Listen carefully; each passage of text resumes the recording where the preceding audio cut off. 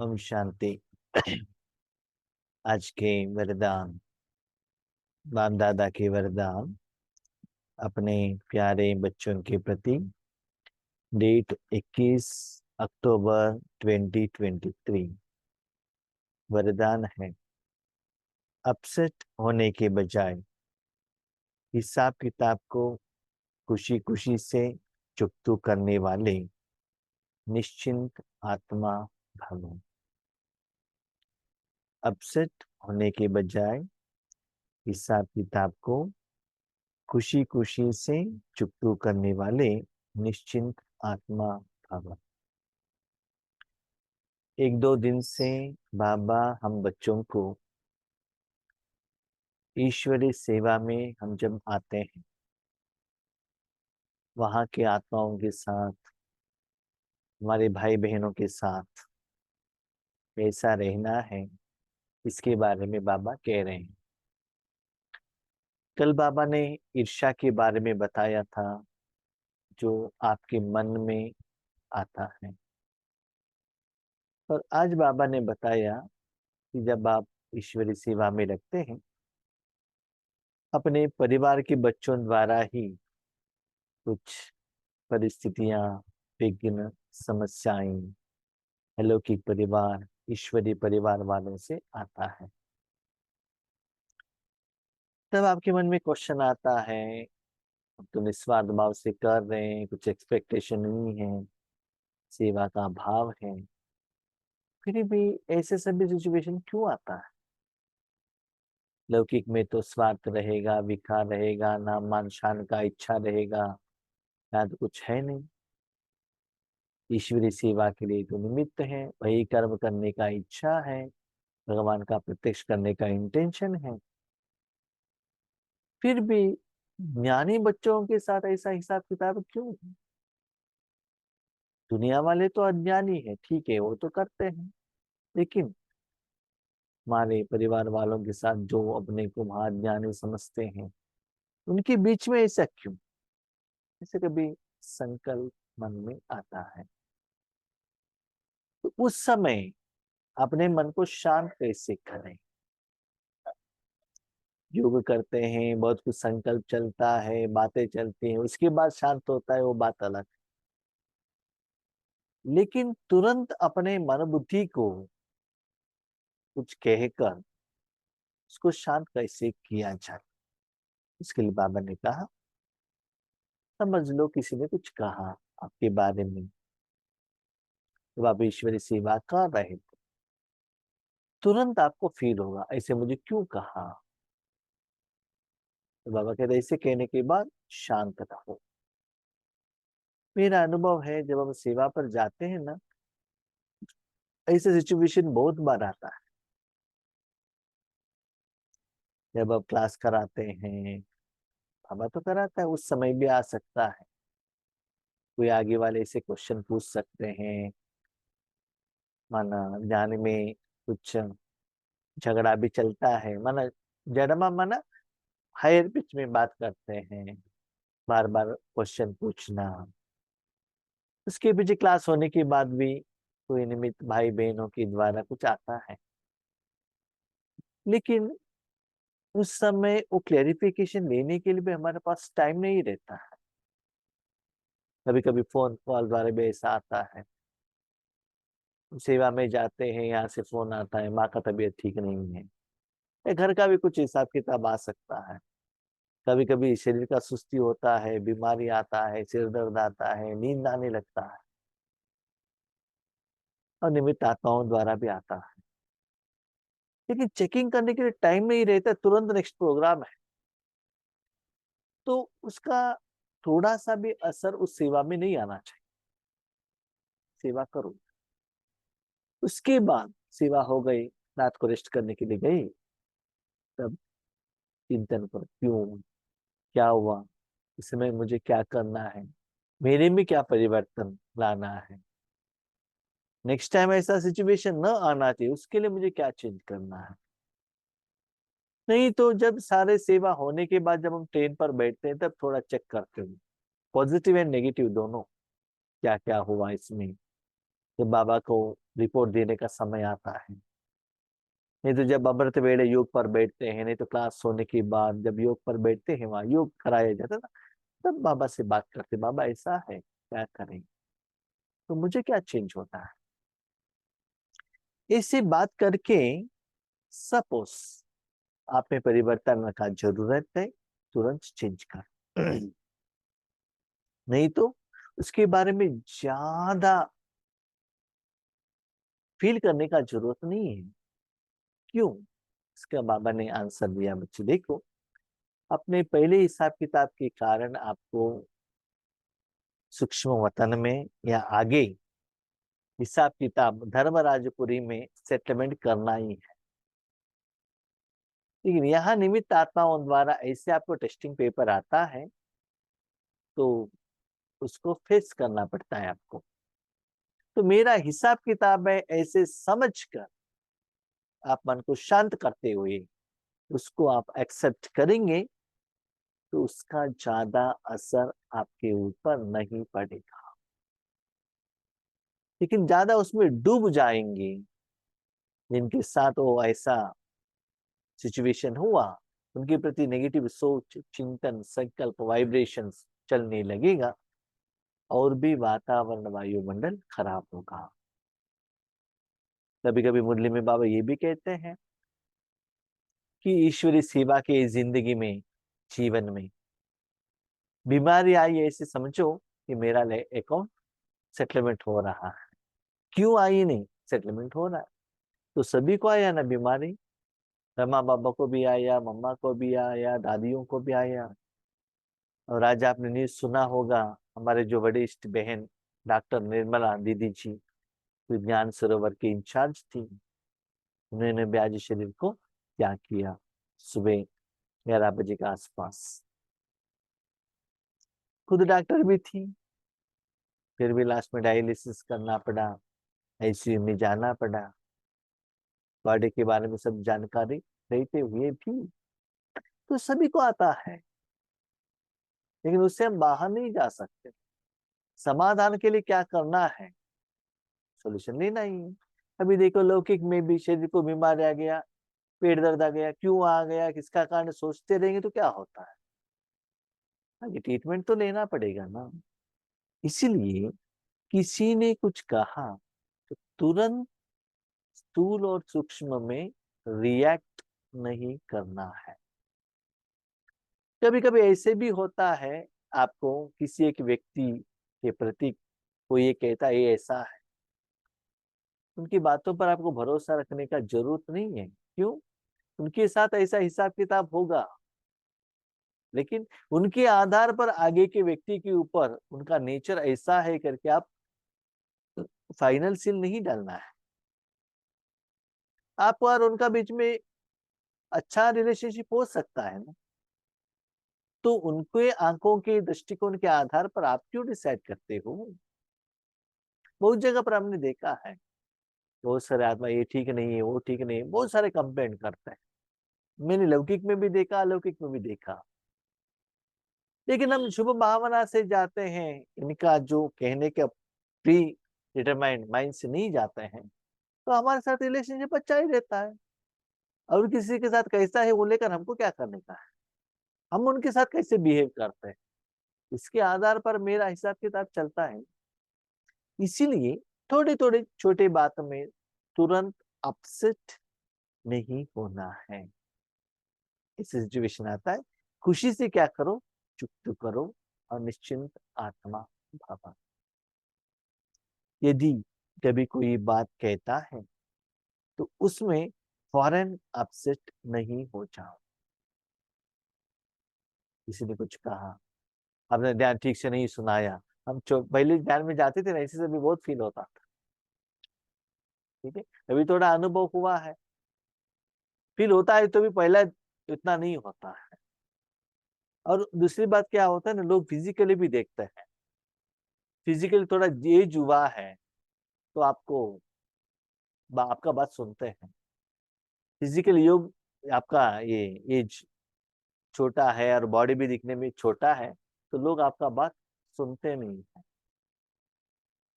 इसीलिए किसी ने कुछ कहा तुरंत अपसेट मत आओ, मत हो जाओ।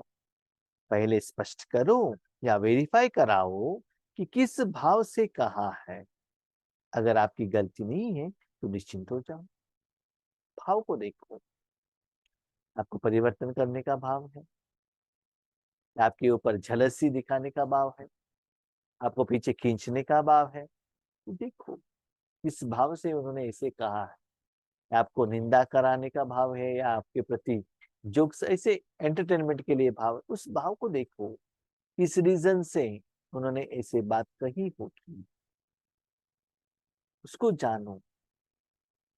कभी कभी लौकिक में भी माँ बाप डांटते हैं, फ्रेंड्स भी कुछ करते हैं, किसी के साथ झगड़ा भी होता है। लेकिन जब हम स्कूल में जाते थे तो टीचर्स कितना थप्पड़ लगाते थे हमको, क्या उनको हमारे ऊपर गुस्सा रहता था?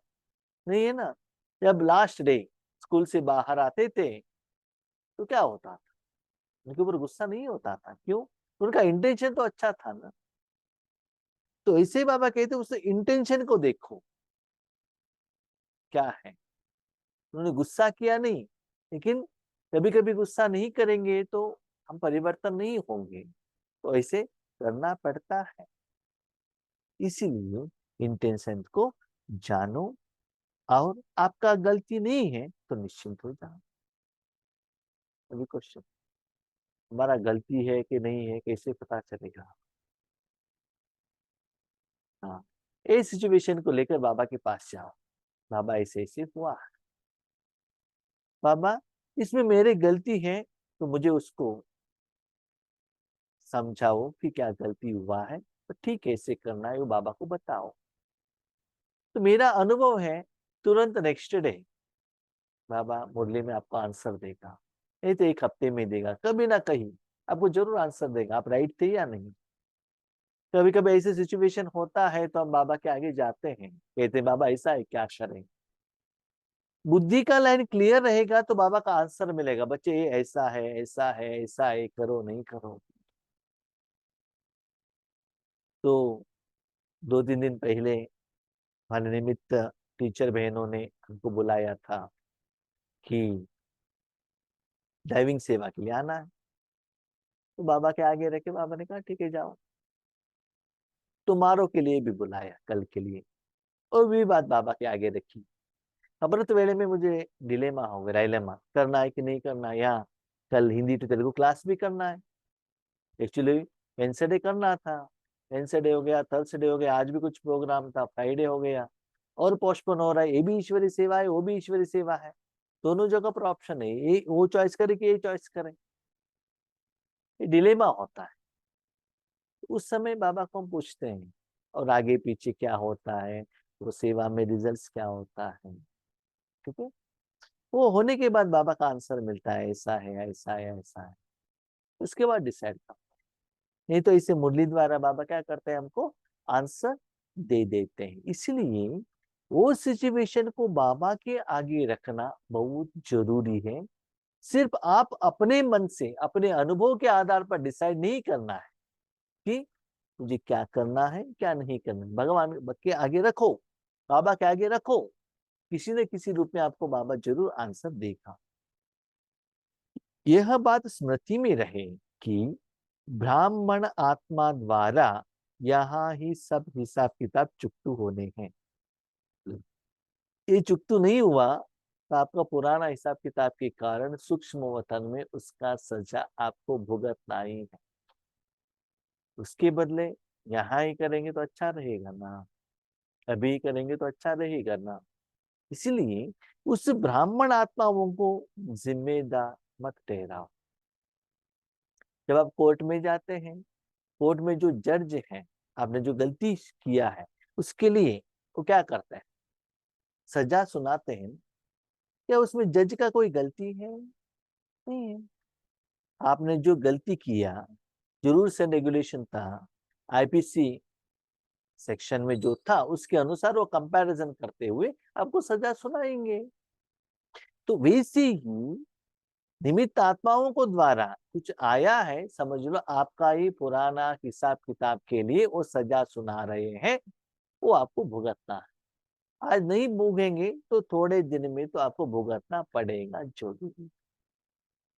इसीलिए वो ऐसे बात आने से क्यों कहा, कैसे कहा करके बहुत एक्सेगरेशन होने का, ज्यादा चिंता करने का, सोचने का, उनके प्रति नेगेटिव सोचने का जरूरत नहीं है। धर्मराजपुरी से बचने के लिए ब्राह्मण कहाँ ना कहाँ निमित्त बन जाते हैं।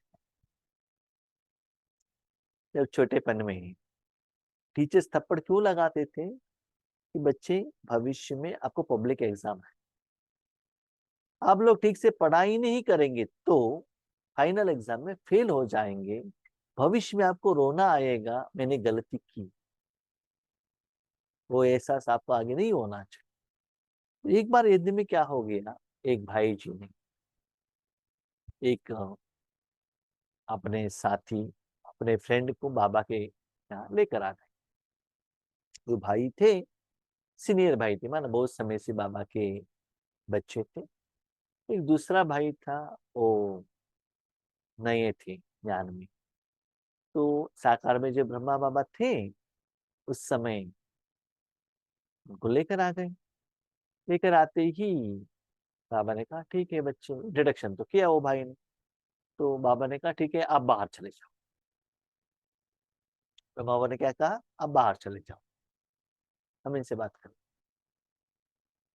तो इनको फीलिंग हुआ हमारे आगे मेरे फ्रेंड को कुछ बात किया होता तो क्या होता था, मैंने क्या गलती किया है, मेरा तो फ्रेंड ही है ना, तो बाबा ने मुझे क्यों बाहर बाहर भेजा। तुरंत रिएक्शन, रिएक्ट हो गई, गुस्सा आया, रोना भी आया। इतना मुश्किल से हम फ्रेंड को लेकर आए थे, बाबा ने कुछ कहा है तो उनको समझ में नहीं आता तो मैं उनको क्लैरिफिकेशन दे सकता था ना, बाबा ने ऐसे मुझे क्यों किया। उसके बाद बाबा ने उस आत्मा से बात की, टोली दिया और भेजा। भेजने के बाद वो रूम पर चले गए, और भी उनको रोना आ गया। मैंने तो उनको भाई को लेकर आ गया, बाबा ने थैंक्स भी नहीं कहा, उनको टोली दिया, मुझे कुछ दिया ही नहीं। ऐसे वो सोचने लगा, बहुत समय फील करने लगा। उसके बाद बाबा ने कोई भाई को भेजकर उनको बुलाया। बुलाया तो बाबा कहता है बच्चे आपका आंख ऐसे क्यों हो गया है। बाबा आपने जो किया वो ठीक नहीं किया। क्या ठीक नहीं किया, कि हम वो भाई को लेकर आए थे ना, हमारे सामने आप बात कर सकते थे, उनको टोली दिया हमको भी टोली दे सकते थे, आपने ऐसे क्यों किया।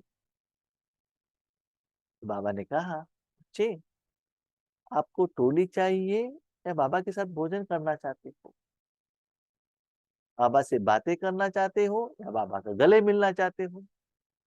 नहीं नहीं बाबा गले मिलना मिलना चाहता हूं। तो गले मिल जाओ, अभी आपको बाबा परमिशन देता है।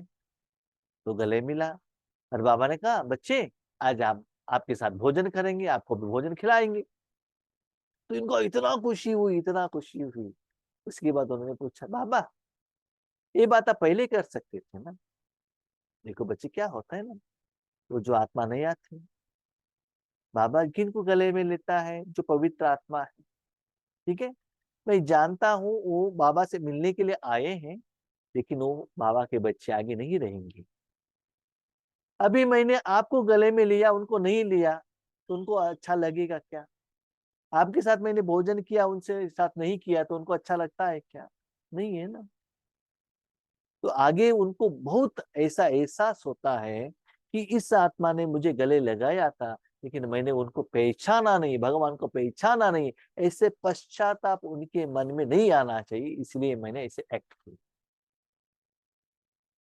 तो ऐसे हमारे जिंदगी में ऐसे सिचुएशन होता है, बाबा चाहता है कि वो दुख का एहसास आपको न हो, लेकिन क्या करें, हम तो शॉर्ट टेम्पर वाले हैं ना, हम थोड़ा टाइम वेट ही नहीं करते हैं, तुरंत रिएक्ट कर लेते हैं। क्योंकि हम पहले प्री प्लान जाते हैं कि हमको ऐसे होना चाहिए, ऐसा रिजल्ट होना चाहिए। एक बार एक माता ने अपने घर में पपीता का ये सीड डाला था, पपीता आ गया, बाबा के लिए लेकर आ गई। बाबा ने कहा बच्ची पपीता लेकर आए हो, बहुत अच्छा है, ठीक है काट कर दे दो बाबा खाएगा।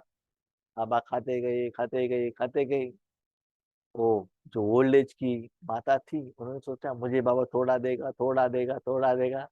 फुल बाबा ने खा ले, बहुत अच्छा है, बहुत अच्छा है करके। तो लास्ट में उस माता को सहन करने को नहीं हो, नहीं बाबा, मुझे तो एक छोटा पीस चाहिए। आपने खाया है ना प्रसाद के रूप में, मुझे छोटा। नहीं नहीं बच्चे, मुझे मुझे तो पेट भरना, बहुत भूखा है, मुझे तो चाहिए। नहीं नहीं बाबा ने इतना खाया है ना, मुझे तो थोड़ा चाहिए। मैंने ठीक है खाओ। खा लिया। वो इतना कड़वा था, इतना कड़वा था, तो उनकी आंखों में आंसू आ गए। बाबा ये तो इतना कड़वा है, आपने खाया। मैं क्या करूं बच्चे, मुझे वो पपीता का कड़वे से भी ज्यादा आपका जो प्यार था ना, उसमें मैं पैर में खोया हुआ था। नंबर टू, ये कड़वों का जो, ये जो पपीता का कड़वेपन का एहसास आपको नहीं होना चाहिए, इसीलिए मैंने उसे भी खाया। लौकिक में भी हम देखते हैं, घर का कोई समस्या हो, वो माँ बाप अपने बच्चों को नहीं कहते हैं, क्योंकि वो टेंशन में न आए, वो समस्या उनके सिर के ऊपर न आए, हमें उसको सॉल्व करें, उनको एहसास न हो, उनके एजुकेशन में उसका प्रभाव न पड़े। जब लौकिक माता पिता अपने बच्चों को इतना संभालते हैं, क्या हमारा अलौकिक पारलौकिक पिता ऐसा पालना नहीं करेंगे क्या? इसलिए बाबा कहते हैं बच्चे, भविष्य में धर्मराजपुरी में आपको जो सजा भुगतना है, वही सजा आज ईश्वरीय परिवार में आप उसको क्या करेंगे, भोग लेंगे। इसलिए चिंता मत करना। धर्मराजपुरी से बचने के लिए ब्राह्मण कहाँ ना कहाँ निमित्त बन जाते हैं, इसलिए घबराओ नहीं, खुशी खुशी से चुप्ती करो, इसमें तरक्की, उन्नति ही होनी है। ऐसे जो बात आती है, आपको फील होता है, आप अनुभव करते हुए आपको अच्छा नहीं होता है, ये सभी अच्छा है, क्योंकि माना बाबा कहते तुरंत उसमें रिएक्ट को रोकर बहुत गहराई में मत जाओ, चेक करो।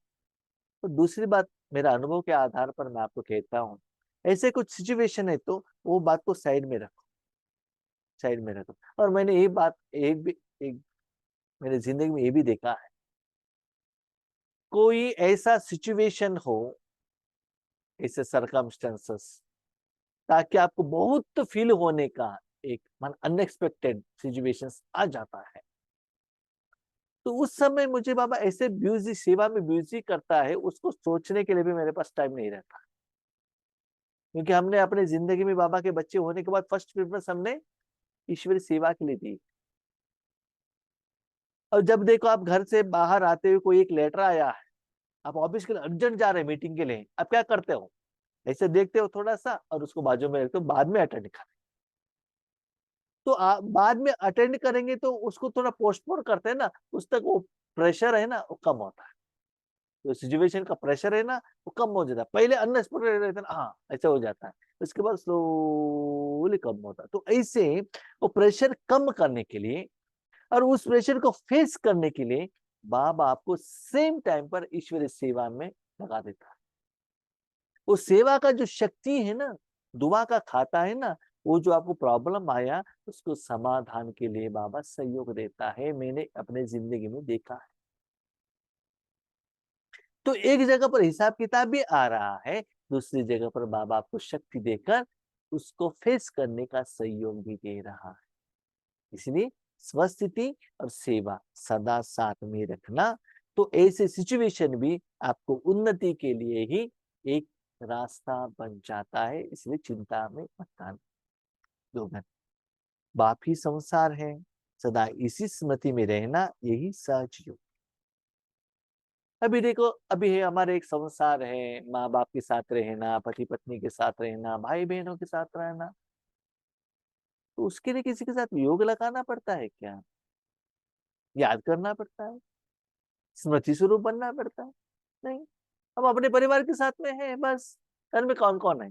माँ बाप है, भाई बहन है, पति पत्नी है, बच्चे हैं, सास ससुर है। अपने परिवार में ज्यादा समय आराम से रह रहे, नो प्रॉब्लम। और इसमें समस्या क्या? तो ऐसे बाबा को संसार बनाओ, जो कुछ भी है बाबा को बात करो, बाबा से झगड़ा करो, खेलो कूदो मस्ती करो। तो किसी भी रूप में आप बाबा के साथ में हो तो योगी हो गए ना। नहीं तो क्या होता है, जस्ट फॉर फॉर्मेलिटीज। अभी देखो हम ऑफिस में जाते हैं, फॉर्मेलिटीज, वो बड़े हैं, उनको नमस्ते करना है, सैल्यूट करना है, रिस्पेक्ट देना है। घबराहट, वो सभी होता है घर में। वो सभी बॉन्डेज नहीं है ना, आपको प्यार से व्यवहार कर सकते हो ना, इससे प्रेशराइज नहीं रहता है, आसान हो जाता है घर में रहना, है ना। वहां जाने से ड्रेस कोड ऐसा ही करना है, टाई इसको ही पहनना है, हाँ, ऐसे ही बात करना है, आपको ऐसा नहीं करना, बहुत रूल्स एंड रेगुलेशन, रिजिड वायुमंडल रहता है। घर में ऐसा नहीं होता है, स्पेशली अपने लोगों के साथ।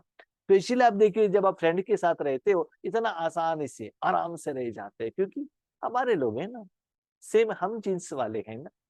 तो ऐसे ही बाबा क्या करते हैं, कहते हैं बच्चे बाबा को संसार बनाओ, इसका मतलब उनके साथ सदा रहो, सब कुछ बाबा से शेयर करो, बाबा से क्या करो, श्रीमत ले लो, सहयोग ले लो, तब बाबा के साथ योग करने का, याद करने का जरूरत नहीं रहता है। एक जगह पर संसार भी होता है, दूसरी जगह पर योग भी हो जाता है।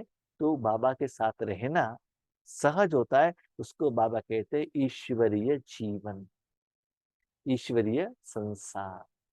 हाँ, इसमें क्या होता है ना, माताश्च पिताश्च बंधुश्च सखा त्वमेव, सब कुछ वही है। तो वही है, माना बाहर दुनिया में जाने का जरूरत नहीं है क्या? जरूर जाना है बच्चे, लेकिन जो भी कर्म करना है, फॉर एग्जाम्पल आपको हॉस्पिटल जाना है, पहले बाबा को कहो। अभी देखो फॉर एग्जाम्पल आपको कुछ तबीयत ठीक नहीं है, तो आप क्या करते हो? आपका जो फैमिली डॉक्टर है ना, उनके पास पहले जाते हैं ना, उनको दिखाते हैं ना, क्योंकि आपके बारे में फैमिली डॉक्टर बहुत अच्छा जानता है। उसके बाद जो आपको सजेशन देता है, इस डॉक्टर के पास जाओ, इस हॉस्पिटल में जाओ, और वहां का जो रिपोर्ट है मुझे लाकर दिखाओ, उसके बाद हम आपके आगे गाइडेंस करेंगे। ऐसे आपको साथ में रहेगा ना। तो ऐसे आपकी जिंदगी में कुछ भी हो जाओ, पहले बाबा को रिपोर्ट करो, बाबा ऐसा ही क्या था। उसके बाद कहाँ से सुझाव मिला, ये हॉस्पिटल में जाओ, वहां जाओ, और जो भी आपको रिपोर्ट मिलता है, बाबा ए ऐसे मिला है, आगे क्या। और वहां जहां भी जाते हो ऐसा समझ लो, बाबा ने उनके द्वारा हमको समस्या का समाधान दिलाया। तो ऐसे हर जगह पर क्या करो, बाबा को यूज करो। कभी कभी लौकिक में भी हम जानते हैं, अपने बच्चों को एडमिशन करना है, ये करना है, वो करना है, हमारे पहचान वालों को कहकर उनका सहयोग लेते हैं, उनका इन्फ्लुएंस लेते हैं, है ना। तो ऐसे ही, ऐसे बाबा को कहने से बाबा का सपोर्ट मिलाएगा। कंडीशन अपना, जो बच्चे दिन में या पहले ईश्वरी सेवा के लिए पहले जो सहयोग मुझे देते हैं, उनको उनकी जिंदगी में मैं उनको सहयोग देता हूँ। ऐसे नहीं कि सदा आप भगवान को सहयोग दे और आप उनको सहयोग न दे, ये नहीं होता है। Drama is based on Karma philosophy. आप ईश्वर के लिए कुछ देंगे तो ईश्वर आपको कुछ देगा, सदा ईश्वरी आपको दे ऐसा नहीं हो सकता है। तो दोनों साइड से होना पड़ेगा। ठीक है, इसी बाबा को संसार बनाओ, तब राजयोग करना आपके लिए आसान हो। अच्छा, हम शांति।